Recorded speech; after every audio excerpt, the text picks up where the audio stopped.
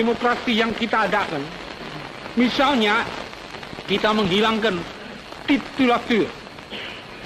Semua orang yang masuk ke dalam taman siswa hilang titelnya. Mas, Raden, Raden Mas, Raden Ayu, Raden Ajeng. Dia masuk ke dalam taman siswa dengan titel Ki kalau laki-laki, Nyi kalau perempuan yang sudah bersuami, dan Ni kalau perempuan yang belum bersuami. Dengan begitu lalu kita sama. Di dalam taman siswa tidak ada perbedaan. Bismillahirrahmanirrahim. Apa kabar Qafizen semuanya? Semoga kita selalu dalam lindungan Allah Subhanahu wa taala. Qafizen semuanya, kalau kita berbicara tentang kerancuan sebuah sejarah, maka sebetulnya menurut saya pribadi dan juga beberapa orang yang pernah memikirkannya, ketika saya masih kuliah, pernah dosen saya mengatakan, kenapa kok yang namanya pahlawan pendidikan atau apa bahasa kita, ya pahlawan yang identik dengan pendidikan, kemudian hari pendidikan diidentikan kepada Ki Hajar Dewantara, bukan kepada Kiai Ahmad Dahlan. Padahal beliau adalah orang yang pertama kali membangun sekolah atas nama bangsa Indonesia di negeri kita. Sebelumnya tidak pernah ada. Bahkan kalaupun ada sekolah, itu adalah miliknya Belanda. Dan yang bisa masuk ke sekolah-sekolah itu ya hanya orang-orang tertentu saja yang mempunyai pangkat jabatan dan juga orang-orang yang mempunyai uang banyak, baru bisa masuk ke sekolah itu. Sedangkan Kiai Haji Ahmad Dahlan, sebelum beliau membentuk Muhammadiyah pada tahun 1912, artinya sebelum tahun 1912, Kiai Haji Ahmad Dahlan sudah membuat sekolah. Dan sekolah itu berbasiskan dengan agama, juga dengan pelajaran-pelajaran umum seperti matematika, bahasa, dan juga pelajaran-pelajaran umum lainnya, termasuk pengetahuan-pengetahuan umum seperti geografi dan juga ilmu-ilmu yang sifatnya ilmu dunia.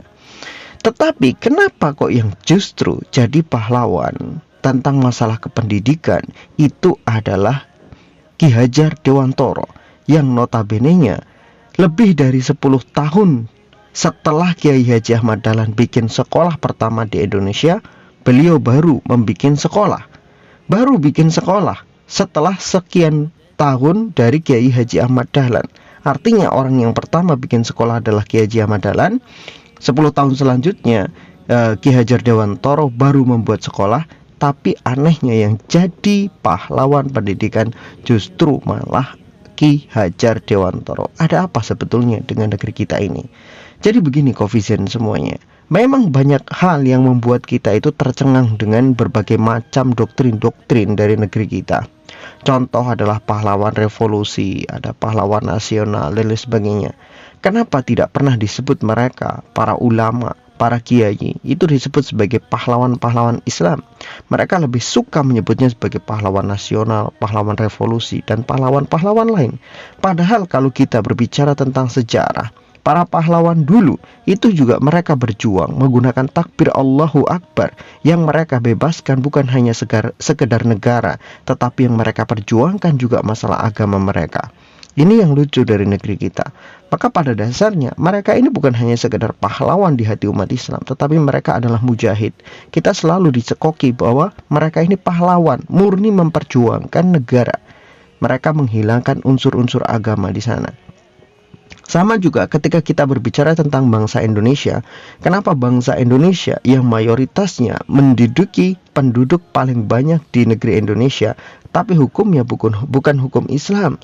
Sebetulnya sejarahnya juga banyak yang ditutupi. Tentang penghapusan Piagam Jakarta, yang dimana di dalam Piagam Jakarta itu dulunya adalah awalnya sebagai rancangan undang-undang pertama, itu adalah Piagam Jakarta, yang akan dibacakan ketika proklamasi kemerdekaan Indonesia juga adalah Piagam Jakarta. Dan sila pertama di dalam Piagam Jakarta itu berbunyi adalah ketuhanan yang Maha Esa dengan berdasarkan syariat Islam bagi para pemeluk-pemeluknya. Artinya ada tambahan dengan berdasarkan syariat Islam bagi para pemeluk-pemeluknya. Itu seolah-olah ditutupi. Sejarah-sejarah itu banyak yang sudah dirubah di negeri kita, tetapi itu tidak disampaikan. Orang-orang Islam saat ini begitu bodoh sehingga mereka tidak memahami bagaimana perjuangan kakek moyang mereka dalam memperjuangkan negara dan agama mereka. Sehingga mereka berpikir, oh dulu yang memperjuangkan negara kita adalah orang-orang nasionalis. Yang membebaskan adalah para pahlawan yang ketika mereka berteriak adalah merdeka atau mati. Salah. Bung Tomo saja itu ketika beliau membebaskan negeri kita, ketika beliau berjuang, ketika beliau berdarah-darah dengan para pejuang yang lain, teriaknya adalah Allahu Akbar, Allahu Akbar, Allahu Akbar. Padahal Bung Tomo identik dengan Hari Pahlawan dan lain sebagainya. Lihatlah para pejuang dulu menggunakan takbir, menggunakan kalimat Allah, dan bahkan yang perlu kita pahami baik-baik, tidak ada satupun pejuang kita dulu mengakui Belanda sebagai orang-orang yang layak. Orang-orang dulu pejuang-pejuang kita, ya, pahlawan-pahlawan kita selalu menyebut orang-orang Belanda sebagai kafir Belanda. Kafir Belanda. Ini bukan hanya sekedar perang memperebutkan negara, tetapi juga perang memperjuangkan masalah agama. Itu yang perlu kita pahami. Nah, Kofizen semuanya, Ki Hajar Dewantoro dengan Kiai Haji Ahmad Dahlan itu perjuangannya jauh berbeda, sangat-sangat jauh berbeda. Kiai Haji Ahmad Dahlan ketika mendirikan sekolah pertama kali dengan berbasis agama dan juga berbasis ilmu pengetahuan umum, beliau itu dicaci maki, tapi bukan Belanda yang mencaci maki, justru orang-orang Islam sendiri. Orang-orang yang kolot, orang-orang kiai-kiai yang mereka itu masih memegang teguh ajaran-ajaran pendahulu-pendahulu mereka, bahwa sekolah itu adalah ajarannya orang kafir. Gak boleh orang Islam, apalagi santri itu bersekolah, karena sekolah yang sesuai dengan Islam ya di masjid, namanya madrasah. Madrasah itu ya di masjid, pakai bangku, pakai dengklek, pakai dampar bahasa kita. Kemudian yang diajarkan ya cuman Quran, ya cuman ngaji, baca turutan dan lain sebagainya. Ya mungkin dulu belum ada turutan, tetapi bacaannya adalah ya belajar baca Quran. Itu adalah madrasah dahulu. Ketika Kiai Haji Ahmad Dahlan membuat madrasah, yang di dalam madrasah itu diajarkan pelajaran umum, diajarkan matematika, diajarkan geografi, diperkenalkan dengan pengetahuan umum termasuk musik. Apa yang dikatakan kiai-kiai dahulu? Kiai gendeng itu. Kiai Haji Ahmad Dahlan disebut kiai sesat, bahkan disebut juga sebagai kiai kafir, karena sekolah yang beliau dirikan, madrasah yang beliau dirikan itu seperti miliknya Belanda-Landa, orang-orang kafir. Itu perjuangan Kiai Haji Ahmad Dahlan.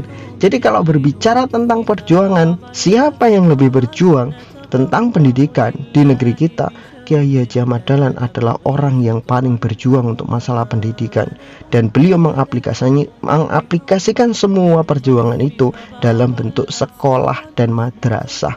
Jelas sekali dalam sejarahnya. Dan bukan hanya itu, kalau kita berbicara lagi tentang masalah hal-hal yang lain, peran yang diberikan oleh Kiai Haji Ahmad Dahlan dengan apa yang diberikan oleh Ki Hajar Dewantoro itu sangat jauh. Kiai Haji Ahmad Dahlan tidak hanya berfokus masalah sekolah, tetapi beliau juga ada panti-panti asuhan. Beliau menyantuni orang-orang miskin. Beliau juga memberikan santunan-santunan kepada anak-anak yatim. Dan mereka, anak-anak yatim ini juga diberikan pendidikan secara gratis oleh Kiai Haji Ahmad Dahlan dalam sekolah-sekolah dan madrasah yang beliau dirikan. Itulah luar biasanya Kiai Haji Ahmad Dahlan. Tetapi anehnya yang jadi pahlawan masalah pendidikan itu adalah Ki Hajar Dewantoro, bukan Ahmad Dahlan. Ada apa sebetulnya dengan negeri kita?